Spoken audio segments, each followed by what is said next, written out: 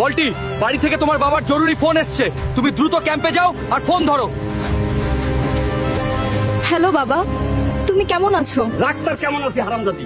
দেখ তো ছোট ভাইকে বিসিএস ক্যাডার হয়েছে, মাসে এখন লাখ টাকা কামায়, কিছুদিন পর গাড়ি বাড়ি কিনবে, আমাদের রাজার হালে রাখবে। আর তুই ওই দেশের সেবা করে যা, আমাদের সেবা না হারামজাদি। আর কোনোদিনও আমার বাড়িতে আসবি না, আমাকে বাবা বলে ডাকবি না, তোর মতো মেয়ের দরকার নাই।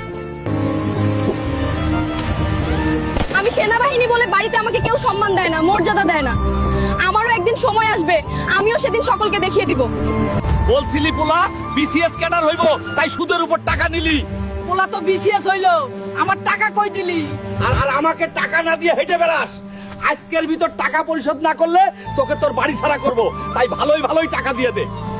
বলতে এক্ষুনি খবর আসলো তোমার বাবাকে ওই চাঁদাবাজ আটক করেছে। তুমি দ্রুত তোমার বাবার কাছে যাও, আজ ওই চাঁদাবাজের খবর আছে।